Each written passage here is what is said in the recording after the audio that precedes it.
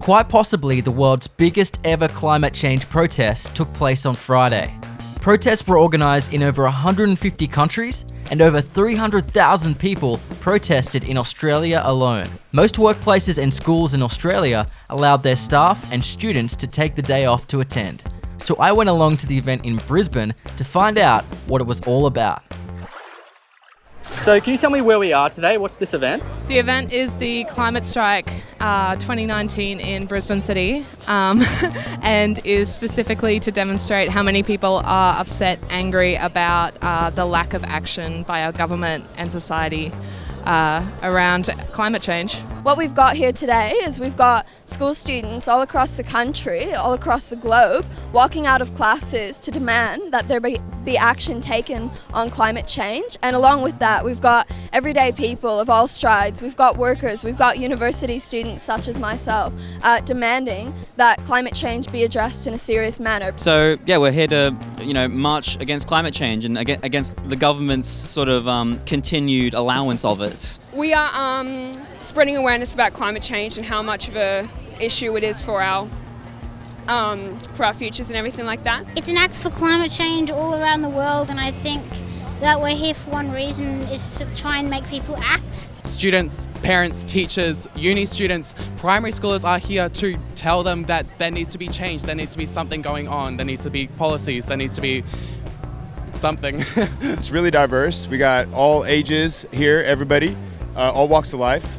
And people basically saying this is our home. It's planet Earth. And at the end of the day, every one of us is Earth-born.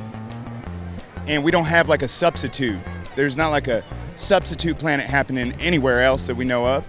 And even if there was, why on earth would we leave this one in such a bad way and go start something somewhere else anyway? What do you think you're going to achieve today with this protest? Well, we want people to listen to us and start having the courage to take real action. That's what we want. By the number of people here, we've already raised awareness, so we're hoping just sort of to have our voices heard and to try at least and make it some kind of difference if we can. So we're trying to let the government know that we actually care.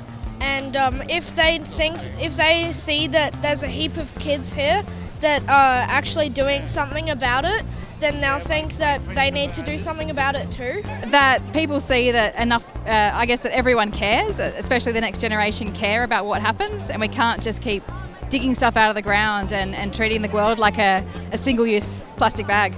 I think what we're trying to achieve is an ongoing conversation about the climate and solutions. We want to be solution-minded. So people are coming together, having the conversation, trying to come up with ways to keep the dialogue at the forefront, because if we don't talk about it, out of sight, out of mind, that doesn't work for anybody. So we just want to keep the Earth a good home for everyone. That's what we're doing here today. So you're a student. Yes. How many of your classmates are taking the day off for the event? I know maybe at least 20, 30 people in my grade alone.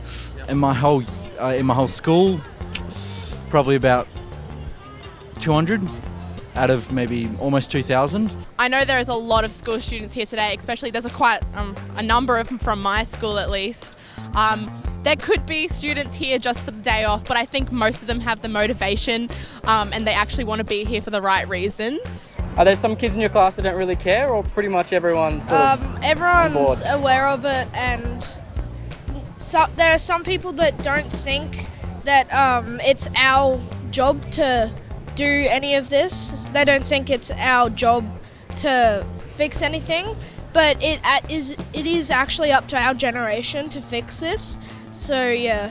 So you said you've been doing this for a little while. Yeah. And these climate strikes have been going for a few months now. Yes. And it doesn't seem like there's been a whole lot of response. A lot of politicians and world leaders still don't really care. Yeah. What are your thoughts on this? Do you think that more protesting will kind of work in the end? I think it's definitely still making an impact, and more people are thinking about what's actually going on. But I think if we just keep doing what we're doing, then maybe one day we'll have an impact and have an effect, and hopefully change some minds. It's difficult to say because there is no easy way to do it. I mean, we can't just resort to violence, so protesting is the only real way. But the more people that you have protesting, the better. If you can get everyone involved, you can get the working class involved as well as students, then maybe they'll start listening. I think a lot more protests will help. I know a lot of people don't like him because they don't think it does anything, but it really gets the word out, and for more government hire people to realise something? I don't have the exact answer, but I think that it's a matter of just having the courage to, get out there and, do real things and make real change. We can all do it in our own lives, but I think it's ultimately the people who have the most say and the most control over it are the people with the most power. So we're going to ask them to do stuff. For anyone sitting at home that doesn't agree with what you guys are doing with these protests, do you have a message for those people? Yeah, well, my message to those people is that it's now or never. Now is the time that we actually have to take action, because report after report says that we've got less and less time to actually combat climate change. And if you want a world to live on, if you want a world for your children and your grandchildren, now is the time to actually get out there. And it doesn't matter that we're disrupting things. This is actually what's going to be effective in changing this. Well, here's the deal. If you're sitting at home and you don't agree, me personally, I take that to mean that you don't have all the information. So I would say that most folks, if you sit them down and you show them, walk everybody through it, give access. This is what we're talking about. So if you're at home and you don't agree, then let's talk to each other. Let's get on the internet. Let's look for access to information, because if everyone looks at the information clearly, the information speaks for itself. Well, you got every right to not agree with something. It's just, there's climate change is real. We need to act on climate change. That leads to a natural conclusion of, doing things to prevent, future generations from drowning in floods and burning in bushfires. Each their own. This is my first protest, but something's going to happen in the coming years, and something needs to be done about it. Well, it depends. If they're not agreeing with protesting it, sure, yeah. Like, if you don't think that this is going to make a change, then you might be right. I don't know. It might not make a change, but, what's the harm in trying? That's a very good point. And these protests have set the stage for the upcoming Climate Action Summit in New York on Monday, where I think we'll find out the true impact of the protests. This is the way